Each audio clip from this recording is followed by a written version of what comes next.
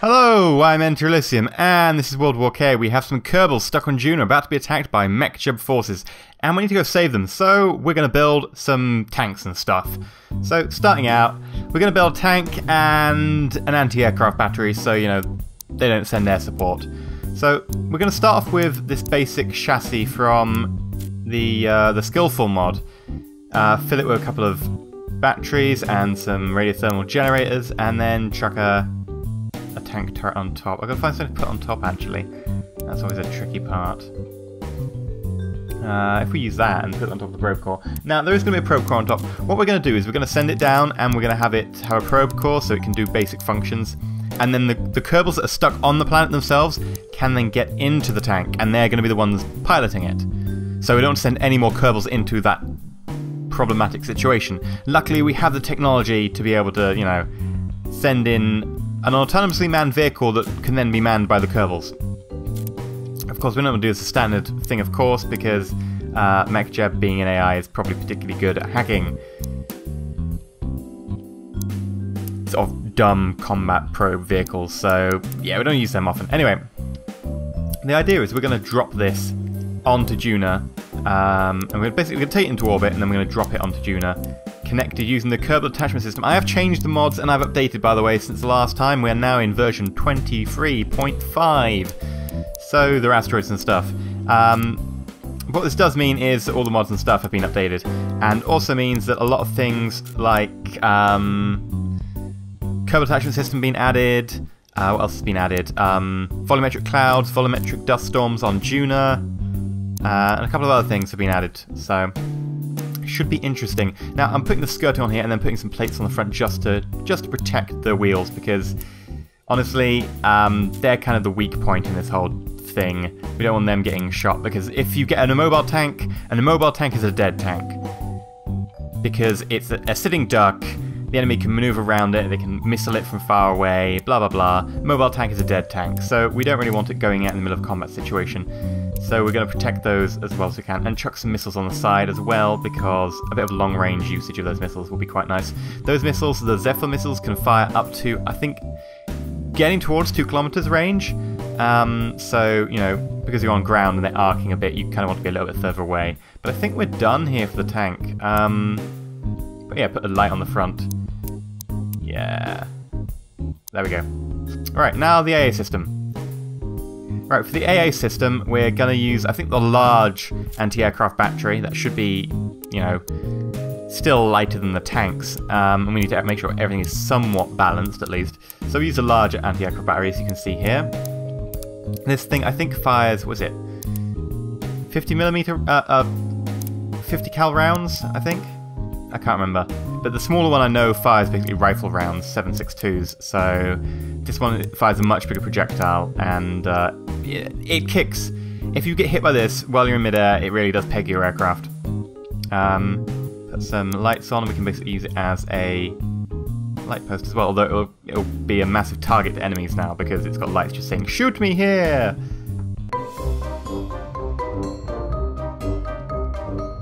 Okay, I've made it able to land on Juna. I've chucked a load of parachutes on, as you can see, mostly drogue chutes, and then a couple of other parachutes.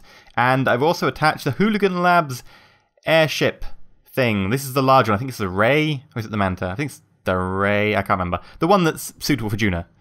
And the tank has similar, though a lot more parachutes. Probably not enough, but it'll be okay, because I'm going to link them all together and crash them into the atmosphere that way. Well, that's going to be interesting. But yes, the plan is we're going to send 3 tanks, 1 anti-aircraft battery. We've got 6 Kerbals there, 2 Kerbals per tank. Should work, hopefully, fine. Yeah, so I'm just going to skip ahead to Juna, because you don't see me launching things over and over again. So, catch you at Juna!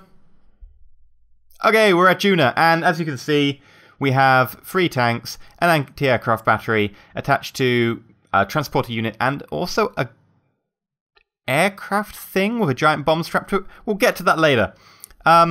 So the way I've actually attached these tanks is I've used the docking system from Skillful. As you can see, we've actually got a trajectory set up directly for the Kerbals, which is good. We want to try and land these as close to them as possible.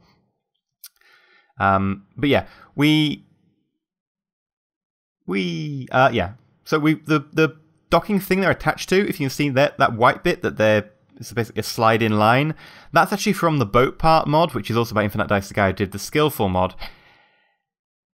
It's really quite useful because what it's ideally meant for is you dock aircraft on carriers, and aircraft basically have the bit that you can see, the little white thing on the underside of the tanks.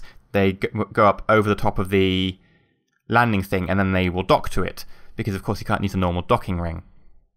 Now they act in much the same way, except they don't need to be exactly touching, and you can also sort of slide into them rather than going straight down onto them, which works really well. So now we've got all of ours deattached, we can actually start reattaching them, but to each other, because we don't want to crash this warp drive section into the atmosphere. For a start, the warp drive bit is a fairly expensive piece.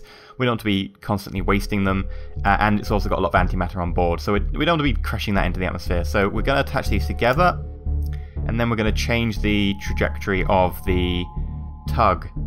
Now, just got to get this one, grab.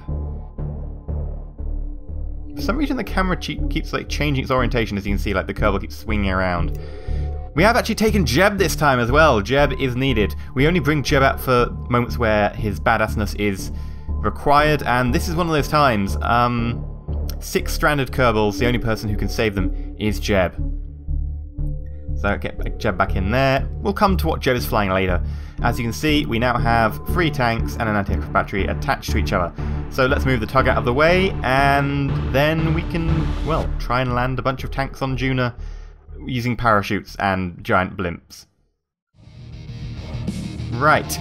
As you can see, we have the tanks coming in here. Now, the one problem is that because they're attached by a Kerbal attachment system and they're constantly turning around and stuff, if anyone has ever turned a ship around in KSP, a particularly big ship that's physics heavy, you can see that like the periapsis and the apoapsis marker vary. They shouldn't, because it's a closed system. You're saving all your energy, you're just turning around a point.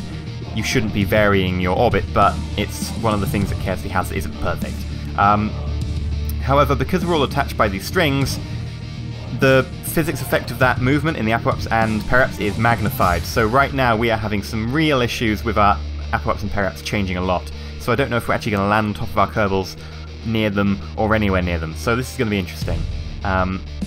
Flate the blimp bit. And as you can see, our drogue chutes are already out. And we're going to be short. Damn it. I probably could have been a bit higher maybe, but honestly it's probably mostly the flickering of the apoapsis and periapsis that meant that. Whoa! As you can see, the anti-aircraft battery shot ahead when our parachutes opened. And now it's going up because the anti-aircraft battery is by far the lightest. I think the tanks weigh in about 17 and a bit tons each. The anti-aircraft battery is a fraction of that. So as you can see, it's now at the top of the chain, pulling all the tanks up. Which will be nice, I guess, but hopefully they don't land on top of each other. Now, airdropping tanks is something that isn't completely new. It's been done before. Stuff like the Sheridan, the American Sheridan tank, which was around for the Vietnam War, that was an airdrop tank, or at least it was capable of being airdropped. But other than that, we haven't done a lot of airdropping with tanks, mainly because as warfare's become more mobile, we've been able to move armour and so on without having to drop them from aircraft. We can transport them via aircraft, we do it often, but we don't really drop them via aircraft because we don't have the need to. We don't need to get armour to the front line as quickly as that. We don't have the need to potentially drop a very expensive piece of hardware with a high-ish, or, well, it's not high, it's the ratio of failures. Ooh, we've landed 1. We've landed 2. Oh, that looked like an explosion. Oh, hopefully it wasn't something badly damaged. Oh, and the aircraft battery took a really hard hit. I don't know why it came down that hard. That one was, It looks like the tanks are okay. Yeah, that's what I was talking about. We don't airdrop tanks for this very reason, that more things can go wrong when airdropping something than if you just deliver it normally. Ew. Now, of course, during the Second World War, we didn't actually airdrop tanks per se, at least not to my knowledge, but we did do things like gliders, where a glider would transport a tank internally. There were a few attempts to actually stick glider parts onto a tank. Let's see if we can deflate these. Come on, deflate, deflate. There were a few attempts to attach glider parts to a tank, but it's found it's probably much more reliable and much more aerodynamically efficient just to put a tank in a glider. So we had several gliders to be able to airdrop tanks, particularly the British parachute regiment and so on, would, when they went into Nazi Germany and so on, especially when they were trying to take bridges ahead of the Allied advance after D-Day, that involved using not parachuted, glider tanks that would go inside a glider, land, and then they'd also have some light arm support. And that's badly damaged. All the tanks seem fine. Still hasn't collapsed the inflatable thing, but the anti-aircraft battery seems completely out of it. And it doesn't have its inflatable thing, so we can't just inflate the thing on top of the AAA battery and then get it to right itself. I don't know how we're going to right that. We've busted all the wheels on this tank, it looks like, which is unfortunate. Why is it? It's not even attempting to move. This is odd. Let's just try and manually deflate this. There we go. Buoyancy min. Buoyancy min. Apparently the UI for Hooligan Labs isn't working. I don't think Hooligan Labs has been one of the ones that's been updated recently. I'm not certain. It might have been one of the ones that wasn't updated as recently. That might be why. But the UI doesn't seem to be responsive at the moment. It might be because they were all attached via the Kerbal attachment system and then not. We're really far away. This is going to spell a problem for our Kerbals, because if we cannot save them in time, then they're going to have to try and make their way to the tanks, and the tanks are going to try and make their way to them if the tanks will actually move. It doesn't look like they are. Let's deflate this one as well. Yeah, they are deflating. Good, right. Yeah. Yeah, so the Kerbals are going to have to try and make their way here, which could potentially be disastrous for them, being chased by the MechJeb forces. And there we go. Right. Basically, all the wheels on this one is just bust. All the tyres burst when it landed, which isn't the worst of things. We need a Kerbal to repair the tyres, though, so that's going to be tricky. Jeb might have to make a detour. As you can see, Jeb is up there. And he's got a special surprise. If we flick to Jeb... Here we go. He has this glider attached to the tug. This glider is armed with a tall boy bomb, which is about 5.5 tons. That's about 12,000 pounds. And also 6 Zephyr missiles. And lights, because why not? Lights are awesome. Now let's try and turn him around. He can actually come down to the tanks. He's got a pretty powerful reactor. It's an antimatter reactor. Okay, we had a couple of issues with coming down, so yeah. Anyway, Jeb's landed. It's fine. There wasn't anything special happen there anyway, and let's get him out. Now, this aircraft is powered by a thermal rocket attached to an antimatter reactor, so it gets quite a lot of power. We can't throttle the thing up to max, however, when it's actually loaded with a tall boy bomb, because the tall boy bomb weighs a lot. And it moves the center of mass of the aircraft so low that it tends to just turning up the reactor, turning up the throttle to full, causes the rocket to push itself forwards and over the bomb and causes us to nosedive. So we can't put the engine onto more than about 20%. Anyway, Jeb's flying over to take a look at the issue over here. He should be able to fix all the broken tires and then try and head the MechJeb forces off with his magical... I don't know what you would call it. It's just a very large winged strike fighter for a low atmosphere environment. Because of course Juna's atmosphere is very low pressure, and trying to get a wing to work in it, you need a very large wing. So, can we fix this? This is going to be tricky. I've got, looks like 8 wheels. It looks like all of them have gone almost. So, it could be up to 8 wheels here to repair. This is going to be annoying. That one. And that one, and can we get it? Let's just flip around. And that one. Alright, that's one side done. Now, this is possibly a bit of an oversight. Jeb wasn't meant to land and fix these. He wasn't just meant to sort of go straight for the MechJeb forces. Hopefully they will not head and kill our 6 defenseless Kerbals before we can get there. However, we will need these tanks if... we don't manage to wipe all of them out, which seems incredibly unlikely. However, the tall boy bomb is pretty damn powerful. Actually, let's just talk about the tall boy bomb for a moment. 5.4 metric tons, which is 12,000 pounds of explosives. It was designed basically to be a bunker buster in an age prior to, well, bunker busters as we know them today. The point of it is it's meant to hit the ground, take the kinetic energy to go into the ground, and then explode next to a target. So switching over to the aircraft, we're going to see if we can right the AAA battery, actually. We've got it attached to the back of the aircraft, and what we're going to do is we're going to try and take off a little bit and see if it flips over. Because currently we have no way of getting it to flip over. The tanks can't flip it over. So... Oh, just scratch the paintwork on that tank. It's okay. We already scratched the paint by dropping it on Juna. It's fine. It looks like we're actually being dragged, so let's uncouple it. Because we weren't able to get the tube on straight, so we're actually being dragged in a circle, which would probably not be a good thing for us. So let's just turn around and take off. So yeah, the turbo bomb is meant to drill into the ground, or hit and just push into the ground with its sheer kinetic energy, and explode next to a target. Basically creating enough shockwaves to destroy the bunker next to it, or even better, to create a crater underneath the building, which I think its name is like a camouflet or camelette. Anyway, it's not Camelot, that's something different. Which basically makes the building fall into it.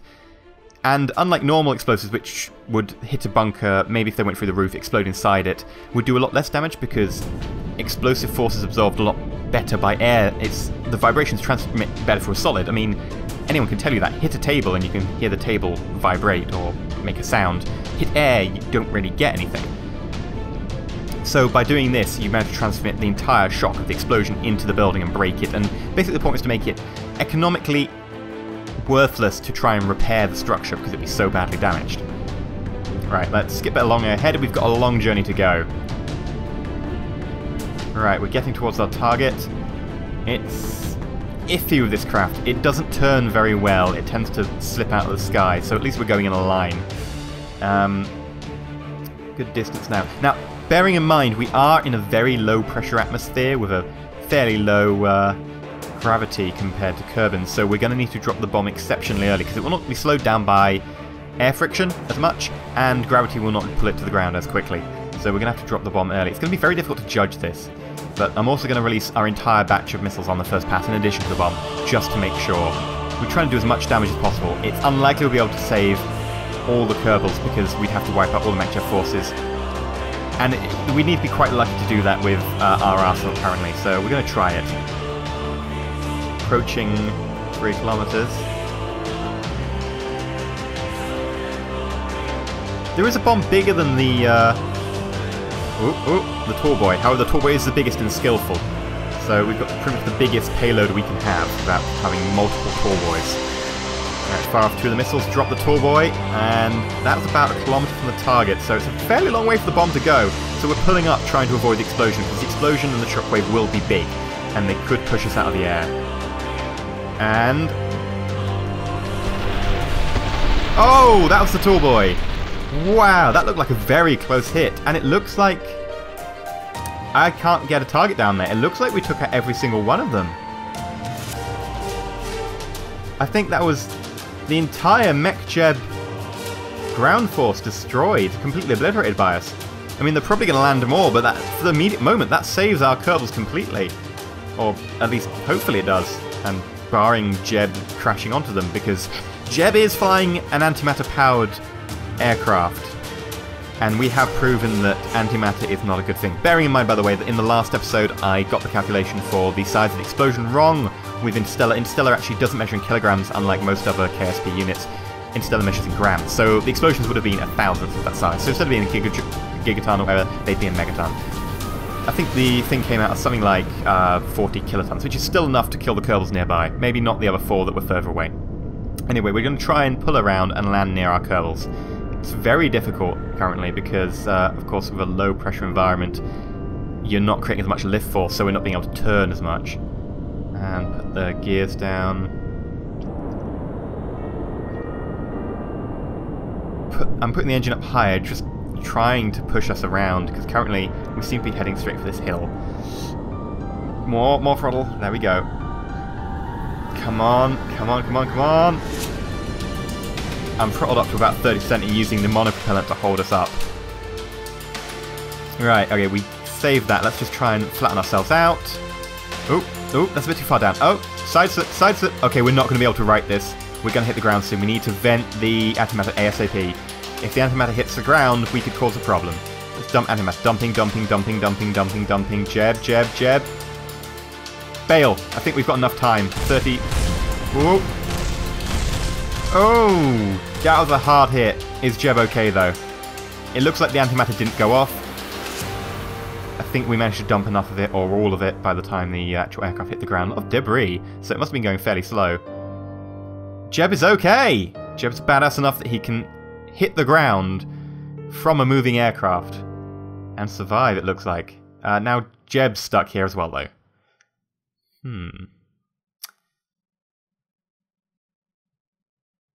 Well, at least he's only about 4, 5, 6 kilometers or something from the other 6 Kerbals, so at least he won't be lonely on Juna. They're going to make their way to the tanks and try and get there before MechJeb can land more ground forces. I've been EnterElysium, this has been World War K, and he's been Jeb. If you enjoyed this episode, like and stuff. Really, it helps. Please do like. And yeah, if you're not subscribed, subscribe. Catch you guys later, and as always, stay shiny.